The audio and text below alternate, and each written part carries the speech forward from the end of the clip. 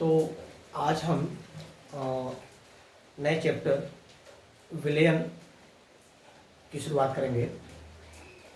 विलयन क्या है, विलयन की सांद्रताएं क्या होती हैं और विलयन के अणुसंख्यक गुणधर्म क्या होते हैं, इन सभी चीज़ों का अध्ययन हम इस चैप्टर में करेंगे और इससे संबंधित न्यूमेरिकल्स को भी हम सॉल्व करेंगे। सबसे पहले विलयन को शुरू करने से पहले आपको पिछली कक्षाओं में एक चीज पता होगा, सब्सटेंस क्या होता है। सब्सटेंस की बात करें अगर हम, तो सब्सटेंस में आपको, सब्सटेंस मीन्स पदार्थ, पदार्थ तो इसमें आपको बताया गया है कि दो तरह के पदार्थ हैं। एक होता है प्योर और एक होता है इम्प्योर। प्योर और इम्प्योर मतलब शुद्ध और अशुद्ध। प्योर मतलब शुद्ध और इम्प्योर मतलब अशुद्ध। शुद्ध और शुद्ध पदार्थ क्या होते हैं? तो जब कोई भी पदार्थ, कोई भी द्रव्य एक ही प्रकार के घटक कणों से मिलकर बना होता है, एक ही प्रकार के घटक कणों। अब वो कण, घटक कण का मतलब जो है वो परमाणु हो सकते हैं, वो अणु हो सकते हैं, तो उसे हम शुद्ध पदार्थ कहते हैं। यानी कि ऐसा पदार्थ जो एक ही प्रकार के घटक कणों यानी कि परमाणुओं या अणुओं से मिलकर बना हो, तो ऐसे पदार्थ को शुद्ध पदार्थ कहते हैं। जैसे आप लोहे की एक कील ले लीजिए, लोहे की कील ले लीजिए, मीन्स यह लोहे की कील जो है वो एक ही प्रकार, आयरन की कील, वो एक ही प्रकार के परमाणु Fe से बना हुआ है, मतलब एक ही प्रकार के कण है, एक ही प्रकार के परमाणु है, तो ये शुद्ध पदार्थ है। और दूसरी चीज हम कहें कि हमने नमक ले लिया, नमक, सॉल्ट, नमक। तो नमक की बात करें तो नमक NaCl। अभी देखिए, अब ये परमाणु था, क्यों? क्योंकि अकेला था। ये क्या हो गया? अणु हो गया। क्यों? क्योंकि दो परमाणु मिल गए, और जब दो परमाणु मिल जाते हैं तो बन जाता है अणु। लेकिन ये नमक में जितने भी अणु हैं वो सब एक ही प्रकार के हैं, सब क्या है? NaCl है। अगर हम बात करें जल, वाटर, जल, वाटर की, तो ये H2O मीन्स अणु, क्योंकि इसमें दो H के परमाणु हो गए और एक O का परमाणु हो गया, H2O हो गया। तो ये एक ही प्रकार के अणुओं से मिलकर बना है, ये एक ही प्रकार के लोहा, एक ही प्रकार के परमाणुओं से बना है। नमक एक ही प्रकार के अणुओं NaCl से बना है। जल एक ही प्रकार के अणुओं H2O से बना है। तो ये चूंकि एक ही पदार्थ के परमाणुओं या अणुओं से बने हैं, इसलिए इनको कहते हैं शुद्ध पदार्थ। क्या कहते हैं इनको? शुद्ध पदार्थ। लेकिन अगर दो या दो से अधिक पदार्थों को मिला दिया जाए, दो या दो से अधिक पदार्थों को मिला दिया जाए, जैसे आपने नमक लिया, नमक मीन्स NaCl, और उसमें मिला दिया प्लस जल, सॉल्ट में वाटर मिला दिया आपने, सॉल्ट, और ये वाटर मिला दिया आपने H2O। तो अब ये जो है इसमें, यानी कि सॉल्ट लिया आपने, सॉल्ट लिया आपने, सॉल्ट है ये, सॉल्ट NaCl, और इसमें आपने मिला दिया वाटर H2O। तो अब ये शुद्ध नहीं रह गया। क्यों? क्योंकि दो प्रकार के कण हो गए, एक सॉल्ट NaCl हो गया और एक वाटर H2O हो गया, दो प्रकार के कण हो गए। और जैसे ही दो प्रकार के कण हो जाते हैं तब वो हो जाता है अशुद्ध पदार्थ। क्या हो जाता है वो? अशुद्ध पदार्थ। यानी कि साल्ट और वाटर का मिश्रण जो है ये हो गया इम्प्योर, अशुद्ध पदार्थ हो गया। अगर हम कहें कि हमने सैंड लिया, sand, sand means SiO2, sand, और इसमें हमने वाटर ऐड कर दिया, वाटर ऐड कर दिया, वाटर ऐड कर दिया H2O। अब ये भी अशुद्ध पदार्थ हो गया, इम्प्योर हो गया। क्यों? क्योंकि यहां पर दो अलग अलग पदार्थ हो गए, दो घटक हो गए, एक H2O है और एक क्या है, SiO2 है। और जब दो या दो से अधिक पदार्थ मिल जाते हैं तो उसे हम कहते हैं अशुद्ध पदार्थ, इम्प्योर सब्सटेंस। अब इम्प्योर सब्सटेंस को देखें अगर आप, तो इसमें आपको एक बड़ी अच्छी चीज दिखाई देगी, और वो क्या, कि यहां आपने जब वाटर में या सॉल्ट में वाटर को ऐड किया, आपने सॉल्ट में वाटर को आपने ऐड किया, तो ये वाटर में सॉल्ट पूरा डिजॉल्व हो गया, डिजॉल्व हो गया। मतलब वाटर का स्टेट क्या था, फिजिकल स्टेट। फिजिकल स्टेट तीन होते हैं, सॉलिड, लिक्विड और गैस। हालांकि तीन और होते हैं, लेकिन हमें तीन से मतलब नहीं है, तीन की बात हम करें, सॉलिड, लिक्विड और गैस। तो वाटर का फिजिकल स्टेट लिक्विड है, लिक्विड। और सॉल्ट का लिक्विड स्टेट सॉलिड है, सॉलिड। लेकिन जैसे ही आपने दोनों को मिक्स किया, तो ये वाटर जो था ये तो लिक्विड अभी भी है, लेकिन जो सॉल्ट था, जो ये सॉलिड था, ये भी हो गया किसमें, लिक्विड में। यानी कि ऐड करने के बाद दोनों का फिजिकल स्टेट एक हो गया। दोनों क्या हो गए, दोनों लिक्विड हो गए। ये सॉलिड होता, ये सॉलिड था और ये लिक्विड था। सॉलिड जो था NaCl वो भी लिक्विड हो गया। या शुगर अगर होता, चीनी, शुगर, शुगर तो वो भी सॉलिड था, आपने वाटर में ऐड किया तो भी क्या हो गया, लिक्विड हो गया। तो सॉलिड और लिक्विड थे, लेकिन मिक्स करने के बाद, सेक करने के बाद, हिलाने के बाद दोनों लिक्विड हो गए। लेकिन क्या यहां भी बालू, सैंड जो है, और वाटर H2O जो है, H2O तो लिक्विड है, वाटर लिक्विड है, और सैंड SiO2 ये सॉलिड है। और आप इसको सेक करिए, हिलाइए, क्या कभी ऐसा होगा कि ये जो सैंड सॉलिड जो है यह कभी लिक्विड होगा? नहीं होगा, ये हमेशा सॉलिड ही रहेगा। मतलब कि ये अशुद्ध पदार्थ जो है, जिसमें सॉलिड, सॉल्ट और लिक्विड वाटर था, आपने ऐड किया, सेक किया तो दोनों लिक्विड हो गए। ये अशुद्ध पदार्थ जिसमें वाटर लिक्विड है, सैंड सॉलिड है, दोनों को आपने ऐड किया, सेक किया, हिलाया, लेकिन वो दोनों लिक्विड नहीं हुए। वाटर लिक्विड था, लिक्विड ही रहा, सैंड सॉलिड था, सॉलिड ही रहा। तो दोनों में अंतर हो गया। एक में क्या हो गया कि दोनों जो घटक थे, जो दो घटक थे, वाटर और सैंड, और एक में वाटर और सॉल्ट, तो एक जगह क्या हुआ कि जो वाटर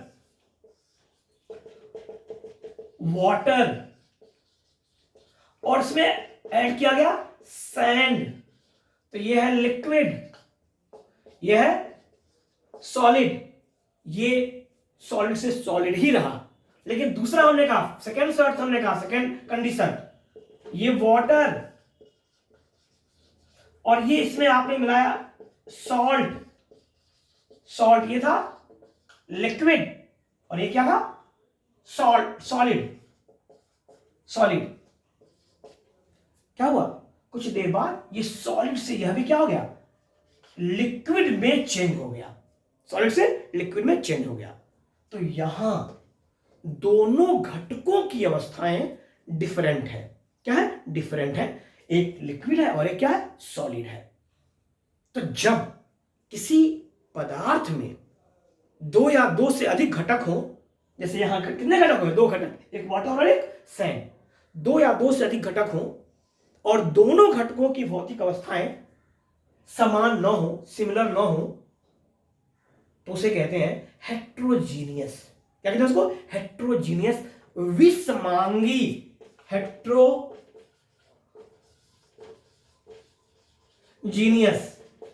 विषमांगी। दो शब्द है, एक है विषम और धन, दूसरा है अंगी। विषम माने समान, अंगी माने अवस्था, यानी समान अवस्था है। तो जब विषम माने असमान, अंगी माने अवस्था, विषम माने असमान, अंगी माने अवस्था, यानी कि समान अवस्था नहीं है, अलग अलग अवस्था है, तो उसे कहते हैं विषमांगी। क्या कहते हैं उसको, विषमांगी। लेकिन दूसरा जो है, इनमें दोनों की अवस्थाएं समान हो गई, यह भी लिक्विड और यह भी लिक्विड, क्या होगी? दोनों की अवस्था समान हो गई। और जब समान हो गई तो उसे कहते हैं होमोजीनियस। क्या कहते हैं इसको? होमोजीनियस, हिंदी में समांगी। समांगी मतलब सम धन अंगी। सम माने समान, अंगी माने अवस्था, यानी कि जिनकी अवस्था क्या हो? समान हो जाए, उन्हें क्या कहते हैं? समांगी। मतलब कि जो अशुद्ध पदार्थ है वो दो तरह के हो गए, एक हेट्रोजीनियस विषमांगी यानी कि विषमांगी, दूसरा होमोजीनियस यानी कि समंगी यानी कि समांगी। हेट्रोजीनियस में पदार्थों की अवस्थाएं भिन्न भिन्न होती हैं, असमान होती हैं, और समांगी में पदार्थों की अवस्था क्या होती है? समान हो जाती हैं। अवस्था से मतलब भौतिक अवस्था, यानी कि दोनों ठोस हो गए, दोनों द्रव हो गए, दोनों गैस हो गए तो समांगी होगा। एक ठोस और एक द्रव हो गया, एक गैस और एक द्रव हो गया, तो ये एक ठोस और एक गैस हो गया तो ये विषमांगी हो जाता है। लेकिन अगर दोनों द्रव हो गए, दोनों ठोस हो गए, दोनों गैस हो गए तो समांगी हो जाता है। हालांकि यहां पर एक बात आप और जान लें कि दो ठोस जो होते हैं उनके मिश्रण को समांगी नहीं मानते हैं, उनको हमेशा विषमांगी ही मानते हैं। दो ठोसों के मिश्रण को हमेशा विषमांगी मानते हैं। तो समांगी विषमांगी बात हो गई। अब ये जो अशुद्ध पदार्थ है, ये जो अशुद्ध पदार्थ जिनको मिलाने पर समांगी यानी कि होमोजीनियस मिश्रण प्राप्त हो जाए, ऐसे पदार्थ, अशुद्ध पदार्थ जिनमें दो घटकों को मिलाया आपने या दो से अधिक घटकों को मिला दिया आपने, और मिलाने पर दोनों की अवस्थाएं जो थी पहले भले अलग अलग थी, मिलाने के बाद समान हो गई, यानी कि एक ही अवस्था में आ गए, यानी कि समांगी हो गए, होमोजीनियस हो गए, तो उसी मिश्रण को, यानी कि यही मिश्रण जो है क्या कहलाता है? विलयन कहलाता है। विलयन यानी कि सॉल्यूशन कहलाता है। तो अगर आपसे पूछें कि सॉल्यूशन क्या है तो क्या कहेंगे आप? सॉल्यूशन एक अशुद्ध पदार्थ है। क्या है? अशुद्ध पदार्थ है जिसमें दो या दो से अधिक घटक होते हैं। घटक कम से कम दो होंगे या दो से अधिक होंगे, दो या दो से अधिक घटक होते हैं, लेकिन अवस्था जिसे प्रअवस्था फेज कहते हैं वो एक होती है। मतलब वाटर की प्रवस्था लिक्विड थी, सॉल्ट की प्रवस्था सॉलिड थी, लेकिन जब विलयन बन गया तो क्या हो गया? ये भी लिक्विड और ये भी लिक्विड हो गया, दोनों की अवस्था क्या हो गई? एक हो गई। तो ऐसे मिश्रण को हम क्या कहते हैं? विलयन कहते हैं। मीन्स विलयन दो या दो से अधिक पदार्थों के समांगी मिश्रण को विलयन कहते हैं। विलयन के घटक दो या दो से अधिक हो सकते हैं, लेकिन प्रवस्था सिर्फ एक होती है। प्रवस्था कितनी होती है? सिर्फ एक होती है। विलयन के घटक जैसे संघटन कह सकते हैं, वो परिवर्तनशील होता है। जैसे यहां पर आपने वाटर और सॉल्ट लिया तो संगठन क्या हो गया? वाटर और सॉल्ट का हो गया। इसी में हम कहें कि इसमें शुगर भी मिला दिया हमने, शुगर मिला दिया हमने तो संगठन क्या हो गया? तीन हो गए, वाटर, सॉल्ट और शुगर हो गए। मतलब संगठन स्थिर नहीं होता है, वो परिवर्तनशील होता है, वो बदल जाता है, लेकिन प्रवस्था हमेशा एक होती है, उसमें कोई परिवर्तन नहीं होता है। अब इस विलयन में से एक भी बूंद निकाल लें आप, एक ड्रॉप, सिंगल ड्रॉप निकाल लें आप, सिंगल ड्रॉप, तो उस सिंगल ड्रॉप में विलयन के जितने घटक हैं उन सबके गुण उपस्थित होते हैं या उन सबके गुण पाए जाते हैं। यानी कि विलयन का प्रत्येक भाग, विलयन का प्रत्येक भाग उसमें उपस्थित सभी घटकों के गुण को प्रदर्शित करता है या सभी घटकों के गुण को बताता है। अब इसमें देखें तो इन दोनों को देखें आप, अगर आपने कहा वाटर और सॉल्ट मिले और जब घोल दिया गया तो समांगी हो गया, और जब समांगी हो गया तो क्या कहा आपने? विलयन कहा। क्या कहा उसने आपने? विलयन कहा। अब अगर कहें कि इन दोनों में से which one is dissolved, कौन घोला, और which one is dissolved, किसने घोला, कौन घोला और किसने घोला, तो क्या कहेंगे आप कि इसमें वाटर ने घोला, घोला, और नमक क्या हुआ? घोला। मतलब कि विलयन में एक घटक जो है वो घोलता है और दूसरा घटक जो है वो घुलता है। अब घोलने वाला जो है वो हमेशा एक ही होगा, घोलने वाला एक से अधिक नहीं हो सकता, लेकिन घुलने वाला एक से अधिक हो सकता है। जैसे सॉल्ट घुला, हमने कहा कि चीनी डाल दिया हमने तो क्या हो गया, चीनी भी घुल गया। हमने कहा उसमें नींबू का रस डाल दिया हमने तो वो भी घुल गया। तो घुला नमक भी, चीनी भी और नींबू का रस भी, लेकिन घोला किसने, सिर्फ एक ने, और वो क्या है, वाटर। तो जो घोलता है वो हमेशा अधिक मात्रा में होता है। हमेशा क्या होता है, वो अधिक मात्रा में होता है। और उस घटक को जो घोलता है अधिक मात्रा में होता है, और विलयन की अवस्था जिस घटक की अवस्था के समान होती है। जैसे वाटर लिक्विड है, अगर आपने चीनी घोल दिया, नमक घोल दिया, नींबू घोल दिया तो बन गया विलयन। विलयन भी क्या है, वो भी लिक्विड है। मतलब जिस घटक की अवस्था विलयन के अवस्था के समान होती है तो उस घटक को कहते हैं सॉल्वेंट। सॉल्वेंट मीन्स विलायक। क्या कहते हैं उसको, विलायक। तो पूछे कि विलायक किसे कहते हैं आप, तो क्या कहेंगे, विलयन का वह घटक जो घोलता है। विलयन का वह घटक जो घोलता है, अधिक मात्रा में होता है, अधिक मात्रा में होता है, तथा जिस घटक की भौतिक अवस्था विलयन के भौतिक अवस्था के समान होती है। तथा जिस घटक की भौतिक अवस्था विलयन के भौतिक अवस्था के समान होती है तो उस घटक को क्या कहते हैं, विलायक यानी कि सॉल्वेंट कहते हैं। तो जो घोला जिसने और जिसकी भौतिक अवस्था विलयन की भौतिक अवस्था के समान है, अधिक मात्रा में है, तो वो तो विलायक हो गया।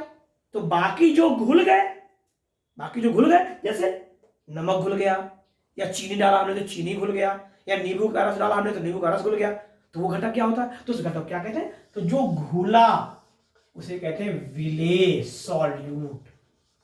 सॉल्यूट यानी क्या कहते हैं उसको, विलेय कहते हैं। तो जिस घटक ने घोला वो विलायक, और विलायक हमेशा अधिक मात्रा में होगा, और उसकी भौतिक अवस्था विलयन के भौतिक अवस्था के समान होगी। विलेय कम मात्रा में होगा और घुलेगा, कम मात्रा में होगा और घुलेगा। अब कभी कभी सवाल आता है कि जैसे अगर हम कहें कि अधिक मात्रा में आपने कहा जो है वो विलायक है, जो कम मात्रा में है यानी कि जो घुल गया वो विलेय है। लेकिन कभी कभी एक सवाल आ जाता है और वो ये कि सपोज हमने 500 ग्राम सॉल्ट ले लिया या चीनी ले लिया, और इसमें 500 ml ही या 500 ग्राम ही क्या डाल दिया, वाटर डाल दिया। अब सवाल आता है यहां कि दोनों समान मात्रा में हो गए तो कैसे डिसाइड करेंगे कि इन दोनों में अब कौन घोला और किसने घोला, यानी कि कौन विलायक और कौन विलेय। How can we determine which one is solvent and which one is solute, कैसे इसको डिफाइन करेंगे। तो इसको डिसाइड करने के लिए हमने क्या कहा, एक साथ और उसमें जो हमने विलायक में क्या कि विलयन की भौतिक अवस्था और विलायक की भौतिक अवस्था समान होती है। यानी कि आपने डिसॉल्व कर दिया और डिसॉल्व करने के बाद जो विलयन बना, अगर इस विलयन की अवस्था सॉलिड हो गई देन सॉल्ट जो है ये आपका क्या होगा, सॉल्वेंट हो जाएगा। और अगर घोलने के बाद सॉल्यूशन बना आपका, तो अगर वो सॉलिड है तो सॉल्ट सॉल्वेंट हो जाएगा और वाटर तब क्या हो जाएगा, सॉल्यूट हो जाएगा। और अगर लिक्विड हो गया, तो वाटर जो है ये क्या हो जाएगा, सॉल्वेंट हो जाएगा। मतलब हमें क्या देखना है कि फिजिकल स्टेट ऑफ सॉल्यूशन, विलयन की भौतिक अवस्था को देखना है, और विलयन की भौतिक अवस्था जिस घटक के भौतिक अवस्था के समान हो जाएगी उसी घटक को हम विलायक मानेंगे, और जो उसके अलावा बाकी जितने घटक हो जाएंगे वो सब विलेय हो जाते हैं, वो सब सॉल्यूट हो जाते हैं, और जिसकी अवस्था समान होगी वो क्या हो जाता है, सॉल्वेंट हो जाता है। तो यहाँ एक सवाल और होता है कि सपोज सर, एक क्वेश्चन और करते हैं लोग कि सपोज अगर हम कहें कि जो 500 ml वाटर है, H2O वाटर लिख रहे हैं हम सीधे सीधे, वाटर है, और 500 ml एल्कोहल है, एल्कोहल। इन दिस केस, इस अवस्था में यह भी लिक्विड और यह भी लिक्विड और यह भी लिक्विड, दोनों लिक्विड हो गए। अब सवाल आता है कि यहां तक किसको विलायक माने, किसको विलेय माने, क्योंकि दोनों की मात्रा बराबर, दोनों का स्टेट सेम, दोनों लिक्विड, और जो रिजल्टेंट सॉल्यूशन बना, सॉल्यूशन जो बना यह भी लिक्विड, तीनों लिक्विड हो गए। तो सवाल आता है कि यहां किसको विलेय माने, किसको विलायक माने। तो इन दिस केस, इस अवस्था में सामान्यतः वाटर को सॉल्वेंट मानते हैं। वाटर क्या करते हैं, सॉल्वेंट मानते हैं, वाटर जो है वो सॉल्वेंट होता है, और वाटर को एक सार्वभौमिक विलायक यानी कि यूनिवर्सल सॉल्वेंट माना जाता है, यानी कि वाटर जो है वो यूनिवर्सल सॉल्वेंट होता है, ये सार्वभौमिक विलायक होता है।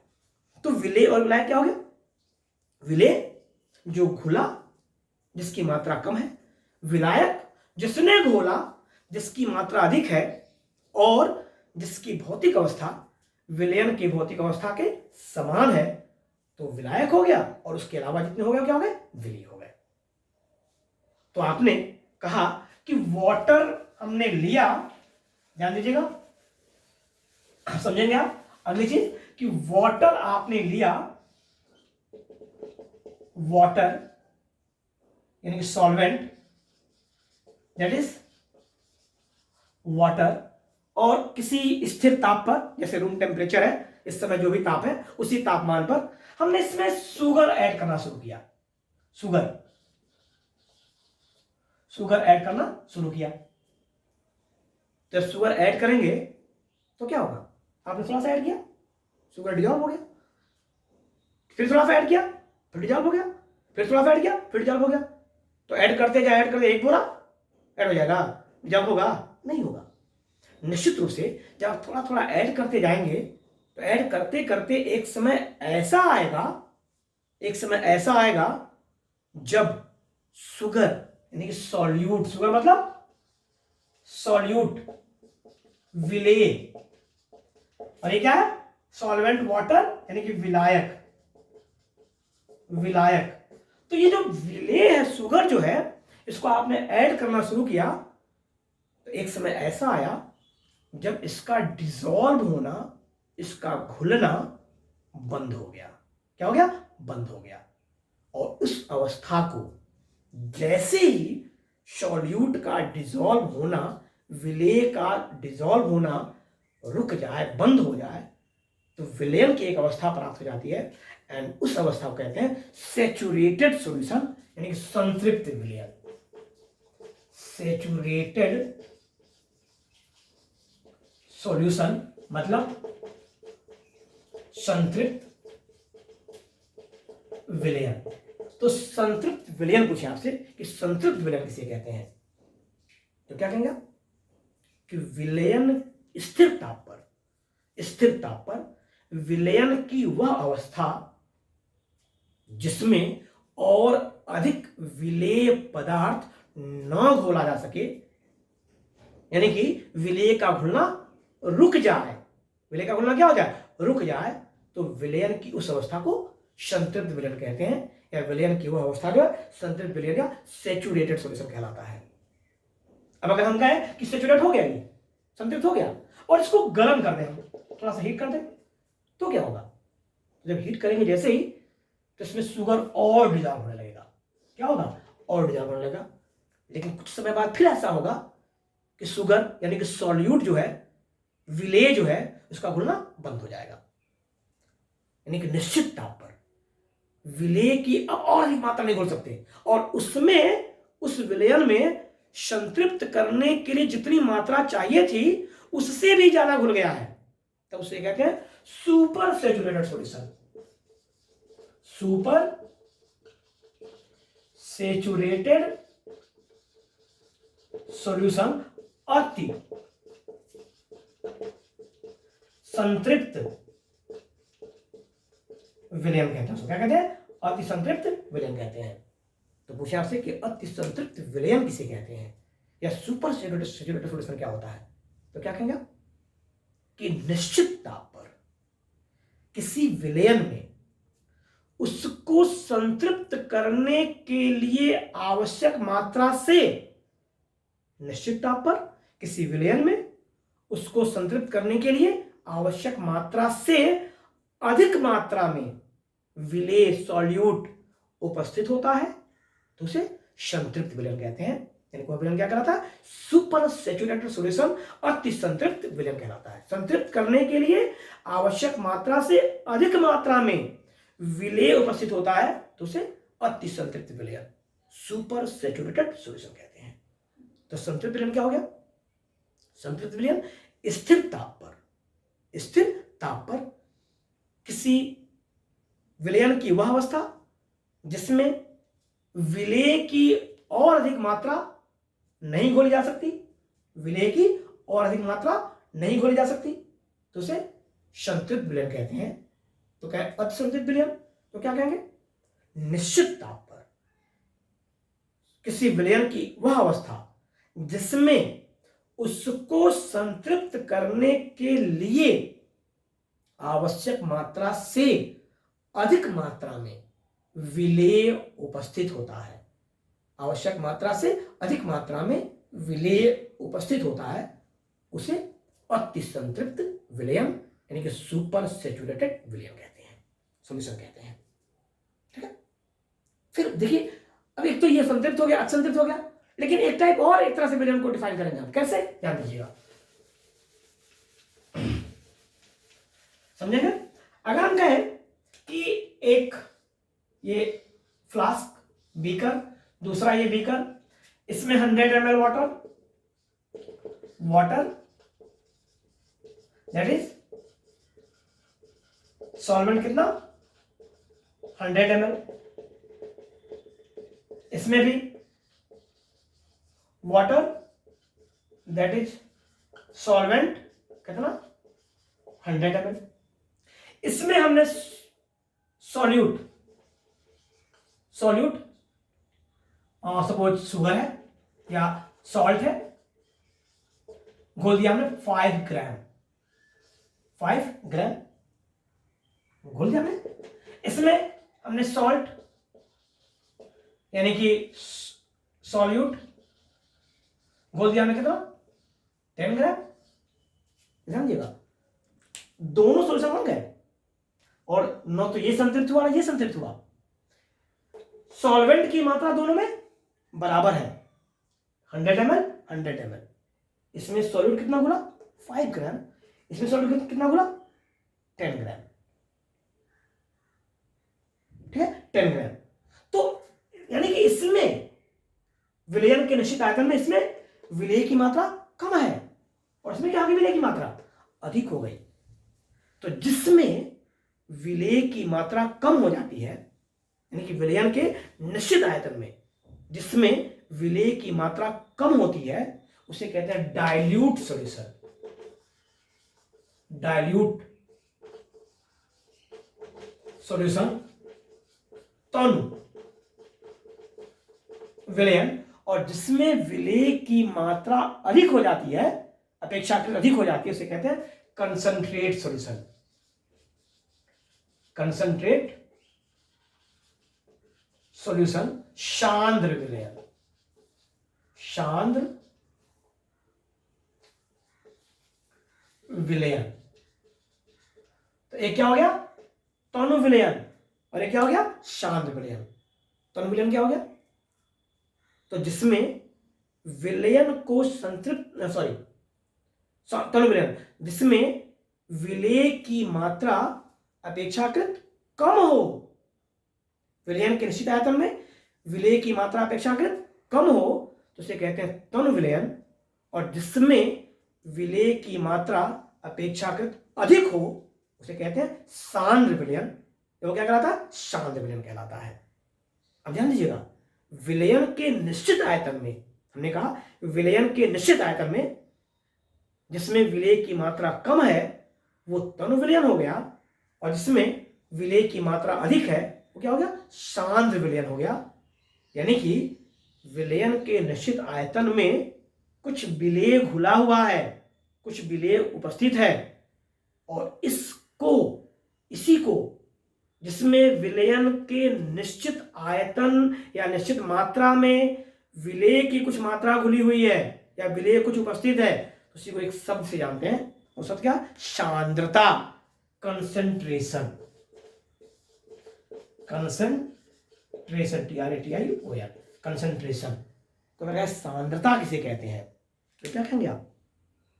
विलयन के निश्चित आयतन या मात्रा में उपस्थित, विलयन के निश्चित आयतन या मात्रा में उपस्थित विलेय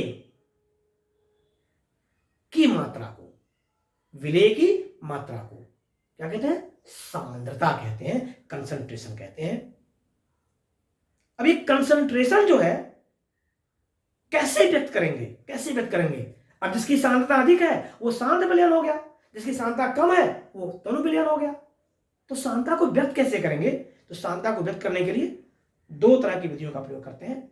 एक होता है भौतिक विधि और एक होता है रासायनिक विधि।